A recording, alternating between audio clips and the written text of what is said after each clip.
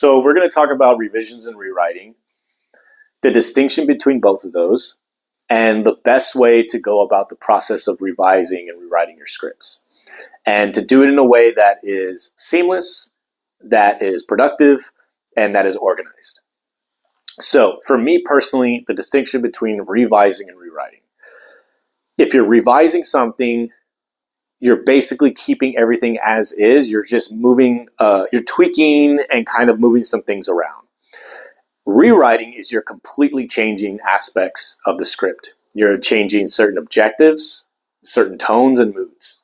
So a really easy example for this is if you have a scene with the protagonist and antagonist fighting and you revise it by, instead of having the protagonist win on your previous draft, you have them end at a stalemate.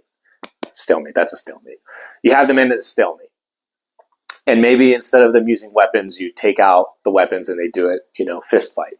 So that's a revision because everything's pretty much the same. You're just kind of like refurbishing certain things. You're moving the furniture around. Now a rewrite is, in this, past draft, I had them fighting. I'm actually going to not have them fighting. I'm going to have them sitting down, drinking coffee and talking to each other. Now that's a whole rewrite. It changes the mood, it changes the objective, and it actually pushes the narrative in a different direction, so to speak. You can be going towards the same goal, but having that scene, everything that comes after that is going to change. So that's a rewrite. So think of it back in terms of what I just said 30 seconds ago. It's not so much moving furniture around.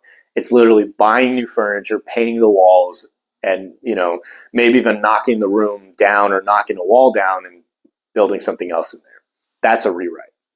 It's really just a whole re-architectural thing of the script. Okay?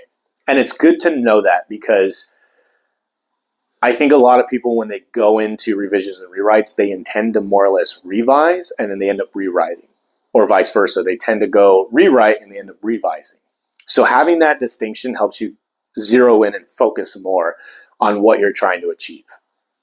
Now, the process of rewriting and being productive and being organized in that. It's a very simple thing.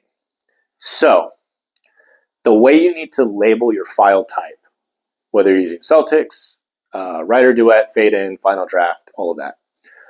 What you need to do is you want to name of your movie, so movie script, whatever the name of it is, underscore 1.0. 1 stands for which draft it is, the first draft, and 0, that second number, stands for how many revisions or rewrites. So movie script underscore 1.0. You make a copy of that. You change the copy file name type to 1.1. First draft, first revision, rewrite, whatever.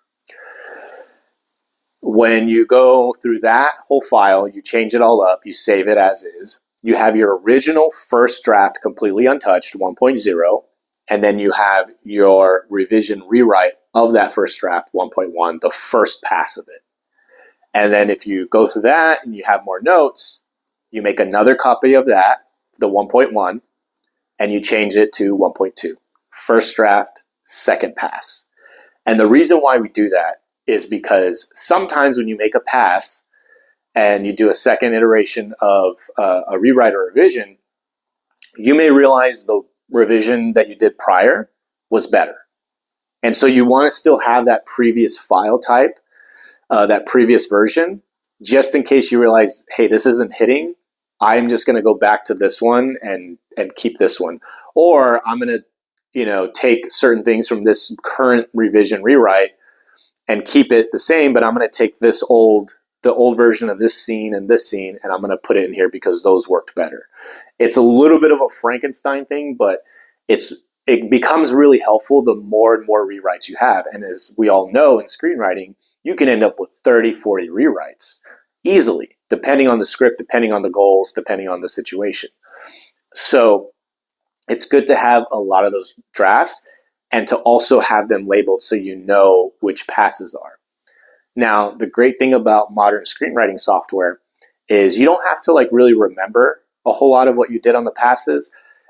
What I would say is whenever you do a version, 1.1, 1.2, 1.3, anytime you revise or you rewrite. In screenwriting programs, you can add little notes to the sections that you rewrite.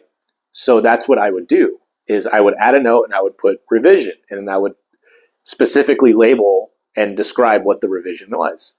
Or I would put rewrite, and I would specifically explain what the original version was, and what, obviously I can see what the rewrite is.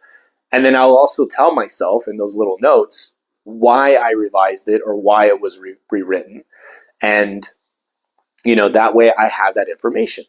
So if you end up on like movie script underscore 3.3, you can backtrack every single draft and see your thought process and mindset and reason as to why you revised and rewrote certain things in the script.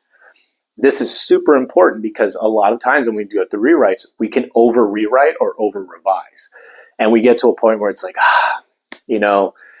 the second draft that I did, there was a rewrite there that I really liked. I should stick with that rewrite and re-implement it in the current version that I have because it works better than what I have right now. And you don't want to fall into a trap of where everything's kind of like labeled in a way that's like lazy, so to speak. And it also is going to help with organizing your thoughts and being a little bit more precise moving forward with each iteration of a rewrite or revision. Now, the second thing, or the other thing I should say, is when do you change that file type from 1 point whatever to 2 point whatever? To me, a new draft, is when you start from page 1. When you start from page 1 and a blank page. So you do movie script underscore 1.1, you do another revision rewrite 1.2, and then you do another revision rewrite 1.3, and you're like, okay, I've done a lot of rewriting, I've done a lot of revisions.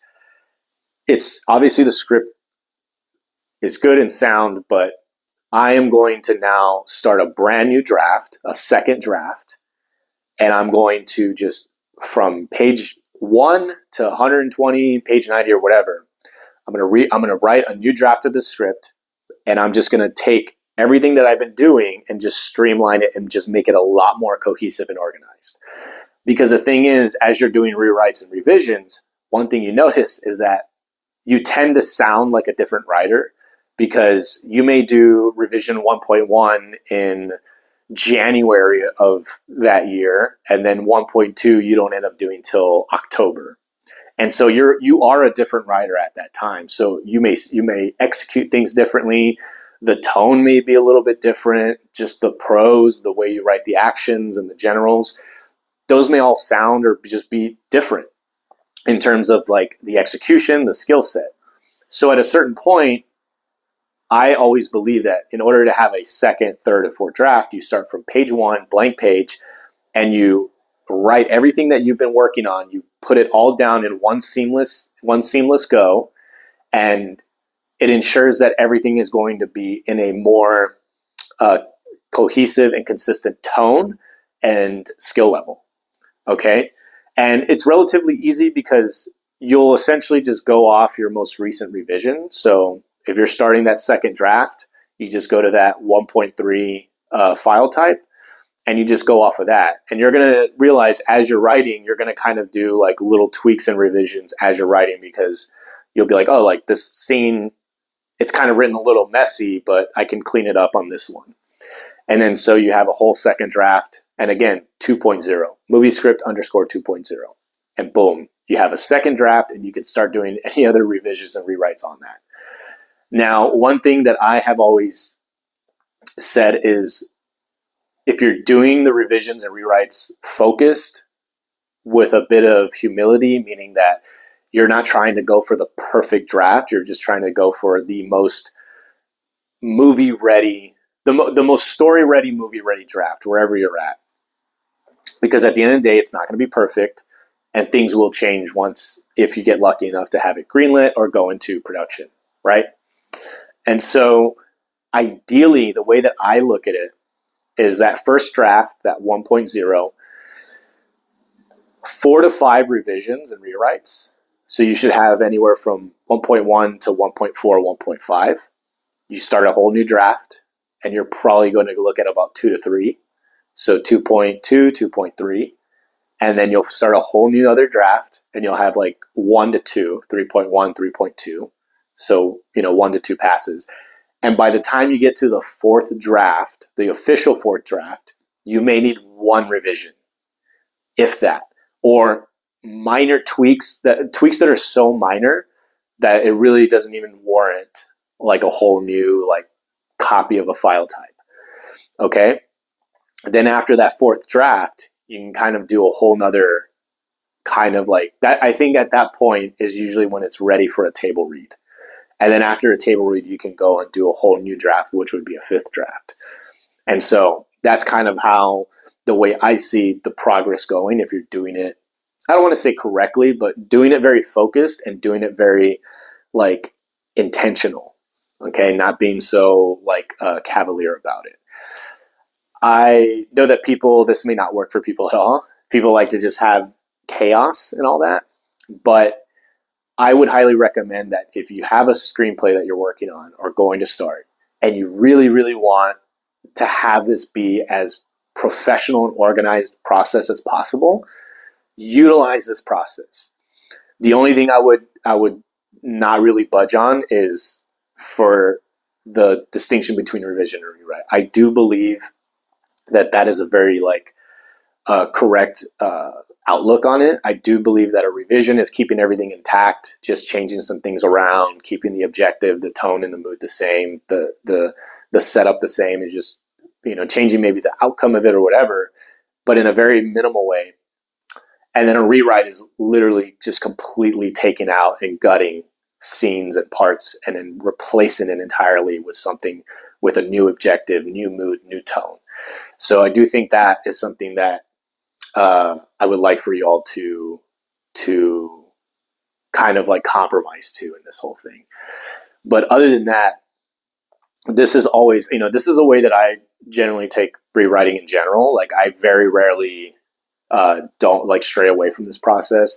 And even when I do workshops with writers, I am very, very adamant that they follow this process, because also, part of the workshops is going back to very specific drafts, analyzing certain things and revisiting them and seeing how they make us feel after we've rewritten or revised them, or if they, how they've changed the way that we may interpret it.